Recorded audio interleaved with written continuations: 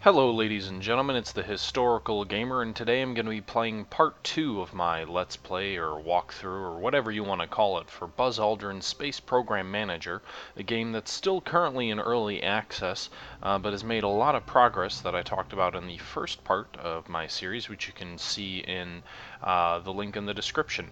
But we are here in 1956. It is the first of 4 quarters in the year of 1956. The game started in 1957, so the first video really just covered the first year. So really just getting you up to speed on where we're at right now.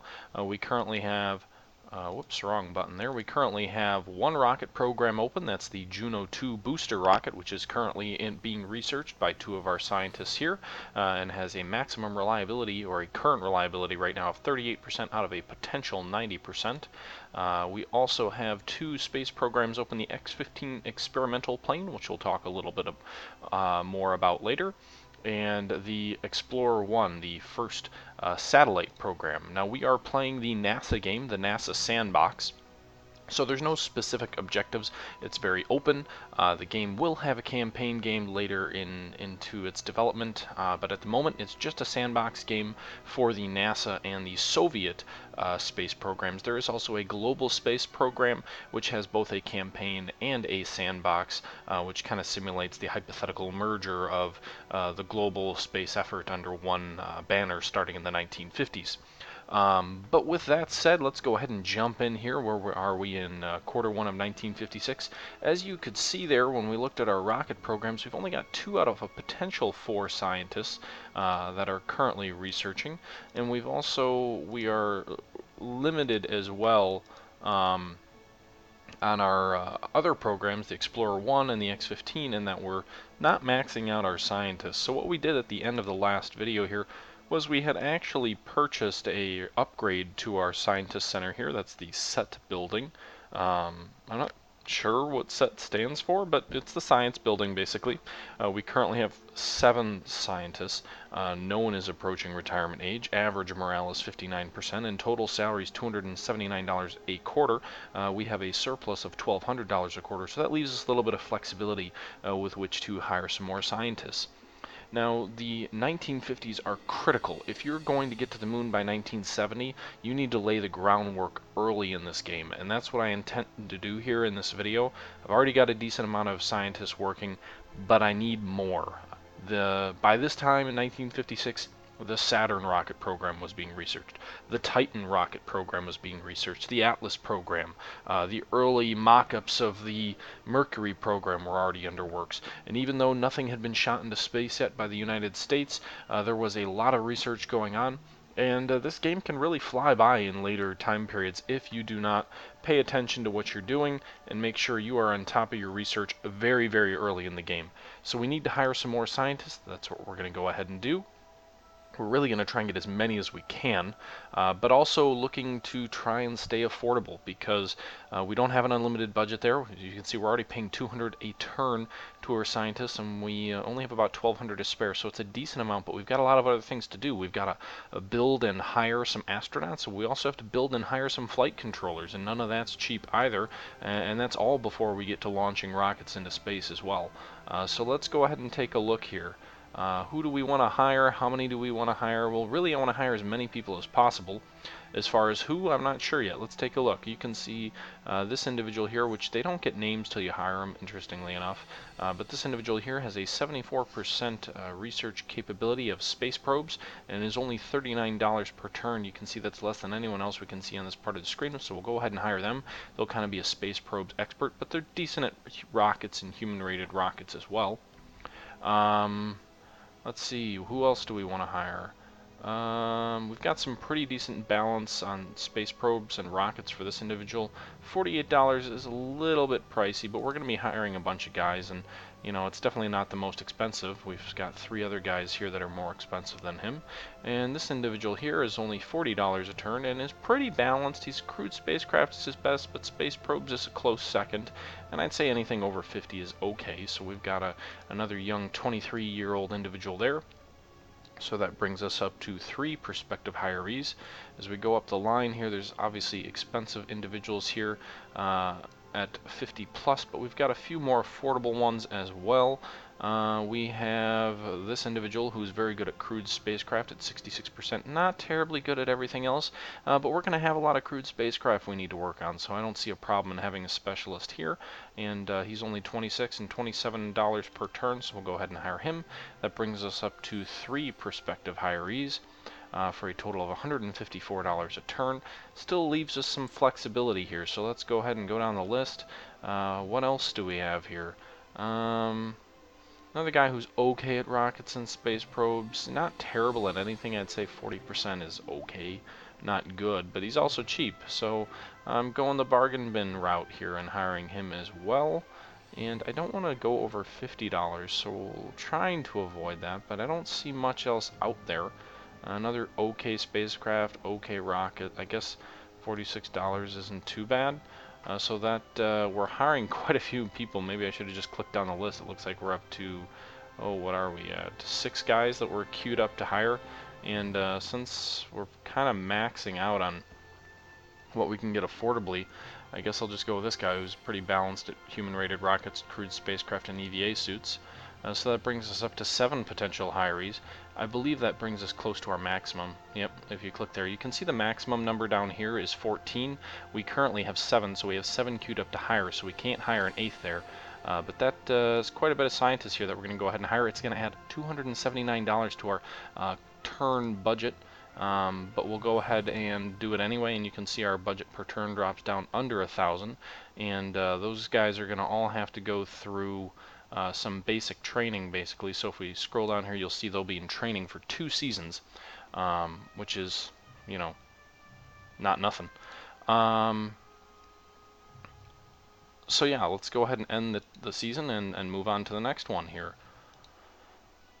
And as you can see, in between turns you get status updates on the research that's being done. The Explorer satellite is now up to 75% here after just over a year of research. It's getting close to the level where I'd be willing to send it up into space and give it a shot here. The X-15 space plane isn't quite to that level, 64%. You know, they're not too far apart, but this actually carries a human in it, and pilots are expensive, and prestige for loss of pilots is likewise expensive, so I don't want to jump into that yet. And then we've got a Juno rocket, which is making some progress, but definitely still a ways away. So we proceed there, and you get a little status update with all of the scientists we just hired, as well as a public interest has increased in our program, so we get some free prestige. That gets us up to 287 prestige. Now that reminds me, I'll just briefly fill you in on what prestige is if you're tuning in here for the first time. You earn prestige for successful space launches and activities, which we have not done yet. We started at 250, so that free boost just gets us up to 287. And that determines your budget on future turns. So I believe if you fall below the minimum budget or the minimum prestige level when the next budget is made, then you get fired. If you're at the minimum, then you get the dollar amount associated with it. You can earn up to the maximum level of prestige, which in this case is $2,500.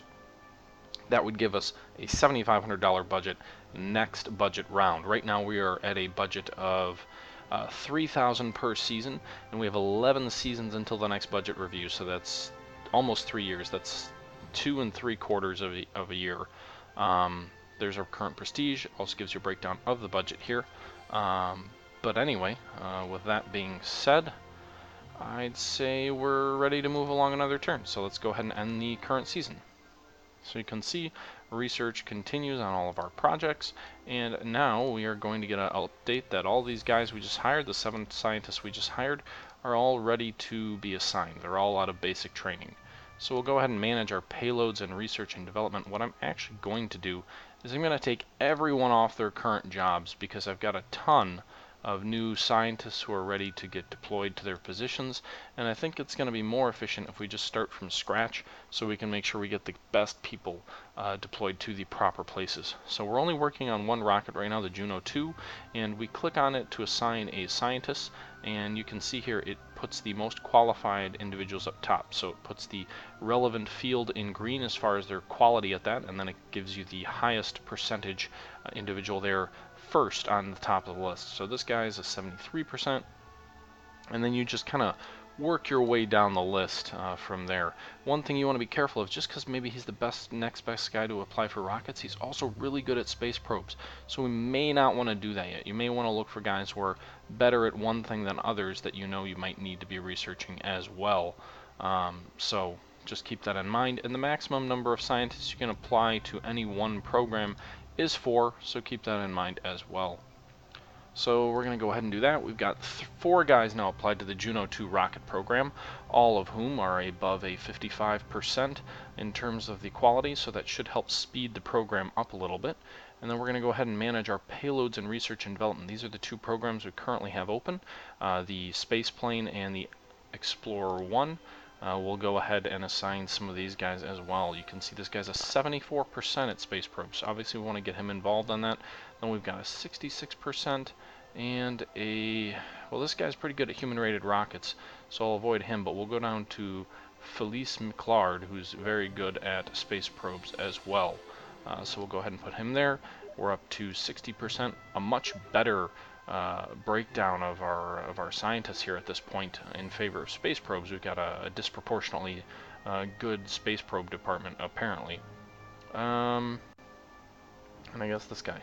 So we've got 4 guys, the lowest is 57, so a little bit better, but you can see we're already at 80% reliability, so as you get more and more reliable, the percentage increase that you get every turn decreases. It's kind of like you just fixed all the big obvious problems, now you're trying to fix the small, minute, or hard to find ones, which means that your reliability doesn't increase quite as quickly. Also, certain projects are simply easier to research for, so that's another thing you want to keep in mind. Now, as it stands, we've got 2 guys left who aren't doing anything. One's really good at EVA suits, not much else, and one's pretty good at human-rated rockets and space probes. So we could kind of jump ahead and start researching other programs. We could try and open the Pioneer 4. I don't know, it's unavailable yet because we haven't put a satellite in orbit yet. So until we launch our first Explorer, we can't go ahead and do that. We're limited to these 11 programs here that are centered around the Earth. What do we want to do? I'm not sure what I'm going to do as soon as we get into space. Tell me, what should I do? Could do biosatellites. You know what? Let's go ahead and start the Mercury program. We can at least start researching the ballistic capsule for the Mercury program. It is not expensive or not cheap to open, and it costs what, 300 per turn to have open, so it's not a cheap program. But hopefully we can get some of the R&D components out of the way here, since we've got a guy who's they're good at human-rated rockets. Oh my goodness. So pay attention when you open programs, because these guys are good at rockets. We didn't need to open this program in order to actually assign anyone to research the rocket. You can do that without opening the program.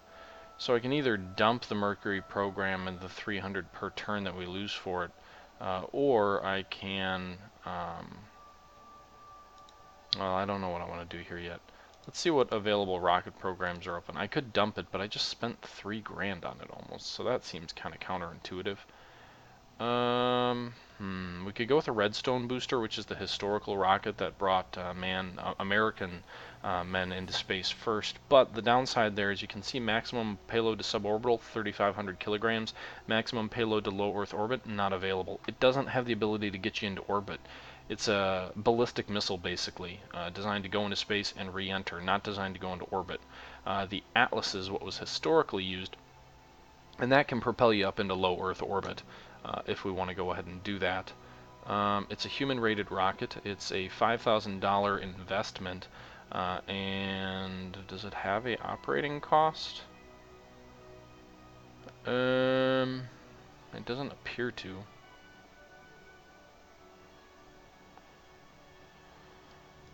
The Atlas can also bring some other instruments into space, but it's not an ultra-heavy rocket. But it's kind of the biggest thing we can do right now until we upgrade our rocket assembly facility. So let's go ahead and do that. Let's go ahead and open the Atlas. I know I just opened another program, and you can see there it really eats into my turn budget too. So what we're going to do is we're going to close the Mercury program. We can reopen it later, and that'll give us a little bit more money per turn. Only $300 per turn though, so that kind of, we're kind of going to be in interesting financial shape here.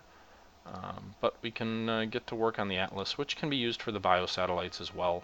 At least reasonably sized ones, nothing too huge. And that'll just about do it for this turn, I guess. We do need to start researching mission control. I'm trying to think of what we're probably going to launch first. Payloads and R&D, we're up to 83% on the Explorer, but it looks like the X-plane is going to be a little bit sooner. So I guess we do need to build some facilities for our astronauts and for our mission control. That's these two blank tablets here. You can click on this construction symbol here to go into construction mode, and then you get a little breakdown up here on the upper right of what each area is. You can see the astronaut center here is number 1, costs $500 to build, and then the mission control as well costs $300 to build. Fortunately, there's no upkeep cost just to have them there. There will definitely be for their personnel though, so another thing we need to keep in mind. We'll go ahead and end the current season, and we'll move into quarter 3 of 1956. Research continues on our various programs, and things are moving along now, if you will. Now that we've got quite a few scientists working, we got a random event here which is going to increase our technical discovery, which is kind of cool.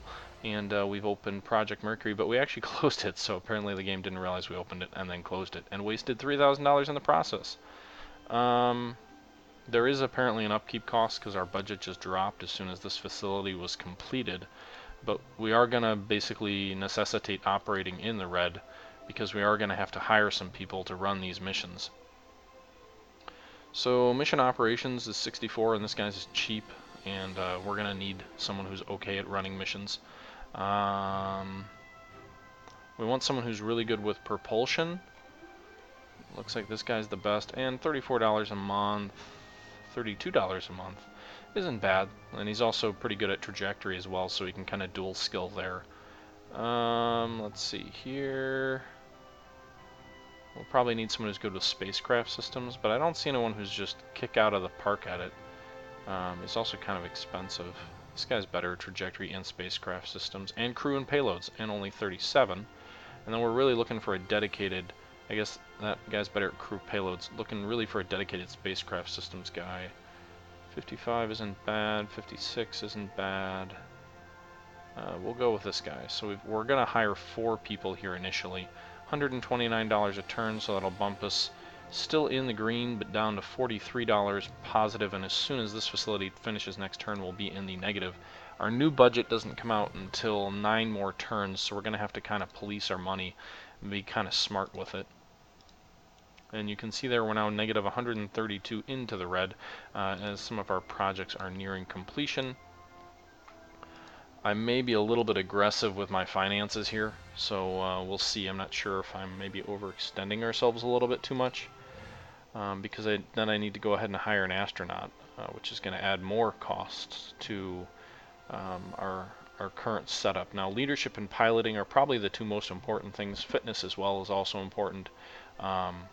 So those are all elements that we need to keep in mind. I'm not going to be hiring 7 astronauts like the Mercury 7, just going to be hiring a couple. I didn't mean to click on you, and we'll see here what we get. But I guess the difference between, $10 and $20 is really kind of marginal, especially with expensive as programs are. So maybe I should just go for the best that I can find, or most balanced. This guy down here seems pretty good. 48 also isn't the most expensive. Yeah, I mean, he's the best at leadership, and he's got decent piloting and decent fitness. So we'll go ahead and go with him. And we should actually probably hire a 2nd astronaut just in case. In case something happens. Well, I don't want to spend $100 a turn. So I guess I'm going to risk it and just hire the 1. That'll increase our expenditures to being in the red, negative $180 a turn. But really the area that's going to come back and hurt is when we try and launch programs, because those are not cheap to send up into space. We're now a year since this last turn started. These guys are all training here, so we still can't use them. We'll go ahead and end the season and move into quarter 2 of 1957. You can see our Explorer satellite is increased to 87%. That's getting, I'd probably be willing to send it up into space now at this point. Our space plane's up to 87%, which isn't bad, but again, it's sending someone into space in a rocket plane, so I might want to see if we can get anything more out of it. The Juno rocket, which will take the Explorer into space, is up to 80%, almost 81, and we're already starting to make some decent progress on the Atlas booster as well. So there we go. So, our astronaut is being trained and our flight controllers have graduated from basic training. So here in the quarter 2 of 1957, probably because I'm very loose with money, we're a little bit ahead of target. The original Explorer 1 satellite was launched in May of 1958. Its mission duration was 111 days, although it actually stayed in space until 1970.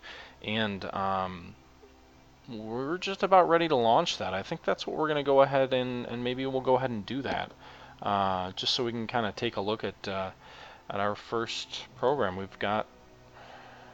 It's a little bit early. We'll wait one more turn.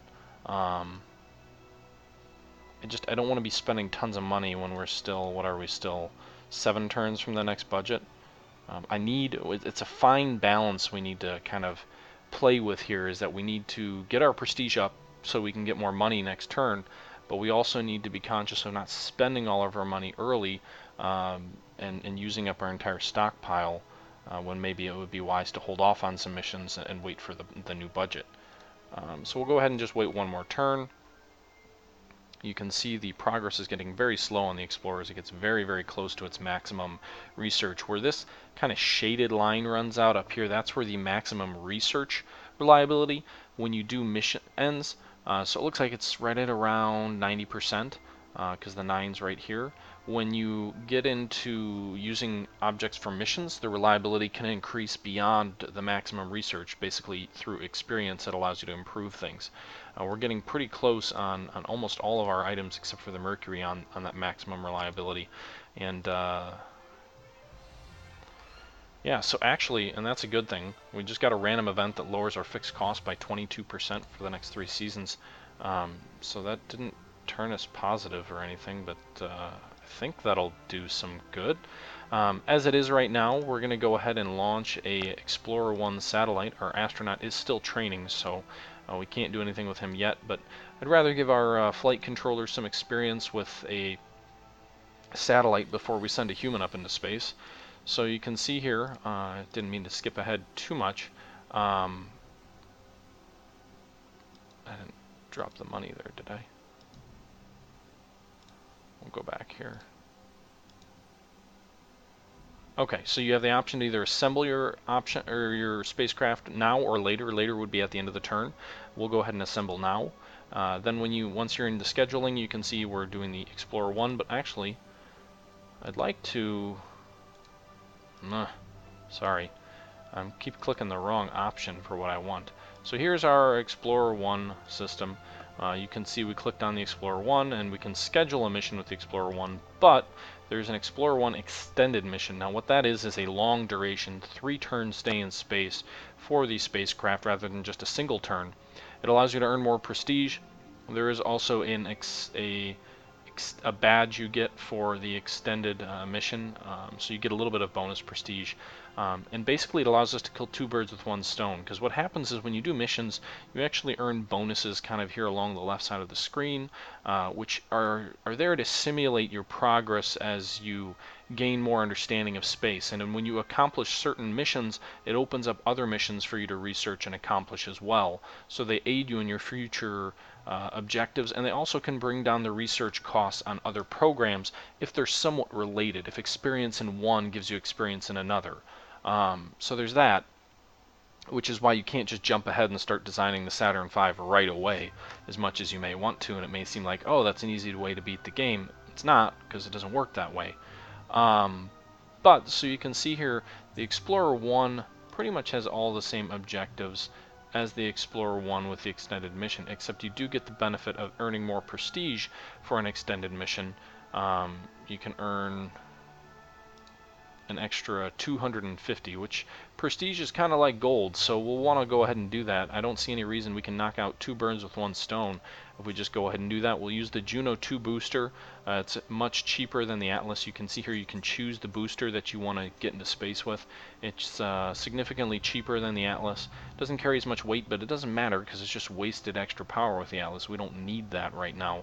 And it'll let us get a little bit of experience with this Juno booster, which can then be repurposed to launch a probe, the Pioneer 4, toward the moon. So that's one of the reasons I chose the Juno 2 over the Jupiter C, is because the Juno 2 can be used for more than one type of mission. So we'll go ahead and schedule that. We can choose Assemble Now, and we see a brief summary of our mission, as well as just kind of whether you want to confirm or deny. At this point, it brings you to the mission assembly screen, where it'll show you the different flight components, the reliability factors down here, the Explorer at 88%, the Juno 2 at 83%, the total mission cost at $1,800, and whether you want to cancel or proceed. After you proceed, and by the way, that previous screen was blank because, again, the game is in early access, so not all of the artwork is finished yet. So on this screen you see here we've got a booster and spacecraft systems as well as a flight director. This is where we're assigning our flight ops people, our people who we just hired to be in mission control. So obviously booster is related to propulsion. So again, just as research, this gives you a summary of who is better at what, and obviously you're going to want to put the best people in the slot that they're the most skilled at. So you can see here it highlights the option in green. So you've got these two guys assigned, and then a flight director. Mission control and mission operations are important, but it's kind of an average of all of these. It's not one specific field. They're kind of the president or in charge, just broadly speaking, if you will. But anyway, so we've got a relatively green crew. They will gain experience as we launch missions, so it's another good reason to launch a non-human flight first. So we paid our cost for that mission, and it's now ready to go. We'll go ahead and end the turn because I don't have any research to change or alter or scientists or anyone to assemble. So we'll just go ahead and end the session and go into Q4 of 1957. We get more research that's done before the actual space launch. You can see there, so the Juno's a little bit more reliable, and so is the Explorer before the launch. And now you get this screen where you can either choose to scrub the mission, where you already paid for it, but if you decide, hey, I'm not ready, you can avoid the prestige hit by scrubbing it, or you can launch the mission, which either gives you the successful amount of prestige or the failure amount. So we'll go ahead and launch the mission, and at this point you can choose between either following the mission through mission control or skipping to the end outcome. Now, since this is the first mission that we're actually launching, we are going to go ahead and go with the follow from mission control, and I'm going to be quiet because there's going to be a little bit of historical audio and chatter that's going to be brought into the game as we kind of move into this next screen. So let's just go ahead and sit back and listen, and hopefully the mission will be a success.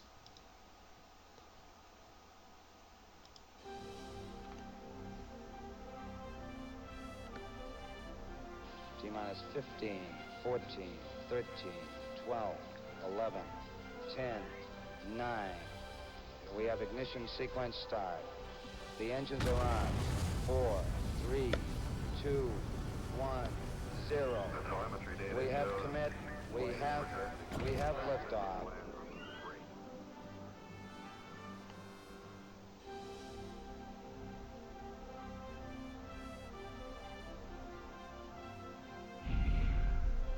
All right. So all of the stages were successful. You saw various screens come up and images come up. It's not a full motion image, but it's kind of an interesting kind of artistic take of missions being launched into space with sort of still images with some movement to them. It's kind of, like I said, it's almost an artistic feel to it. And you can see here we earn these different badges because the mission was a success. The rocket was upgraded by 2% and the satellite by 1.5%. And it's currently in orbit. It's actually a 3-turn mission. So we did gain the prestige from the first season, if you will, but there are 2 more seasons to go. So the flight controllers are still going to be busy doing that. And we also now have an announcement that these scientists are free to do other things because the maximum reliability level of their program has been reached.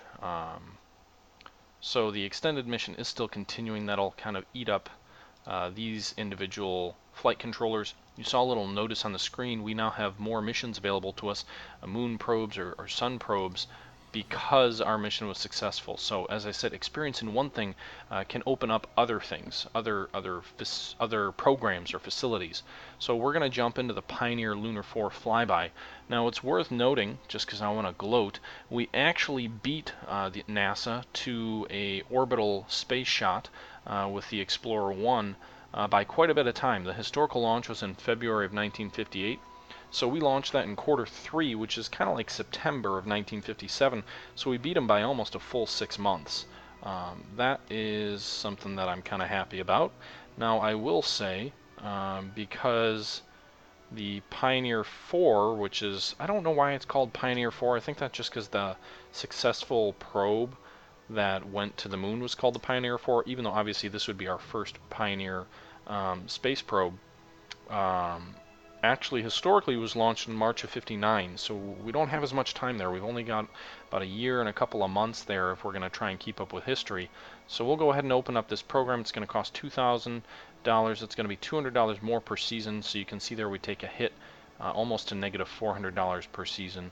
But we got to keep researching. We still have a reasonable stack of cash there, and we'll be able to use the Juno rocket here, so the experience and the success we had with the Explorer satellite should be successful. The Pioneer was not a orbital device. It actually passed by the moon. It was a probe that did various things. It transmitted radio data.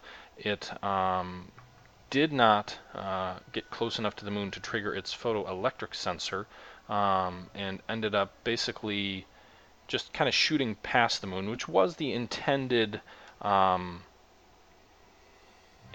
launch. It returned valuable radiation data and gave some tracking exercise. It allowed them to track the project as it went past the moon. It doesn't sound like a lot, but when you'd never been into space before, tracking an object that shot past the moon, as well as getting radiation information from that object, is useful, to say the least.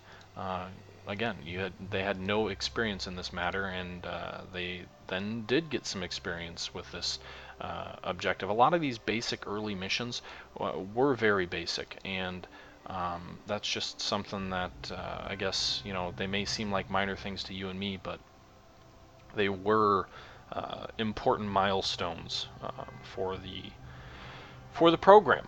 Um,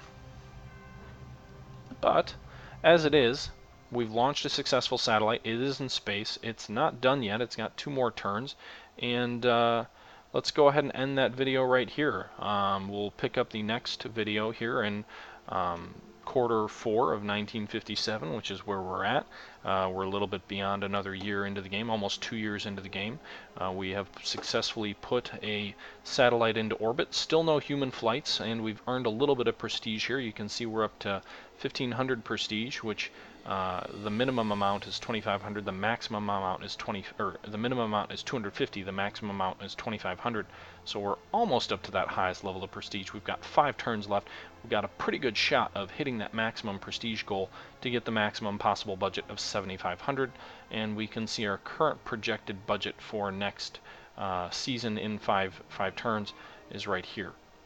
But as it is, that's going to go ahead and wrap up this video, the second part of my Buzz Aldrin's Space Program Manager. I hope you enjoyed this, and if you did, please go ahead and like and subscribe, because there's going to be more of these.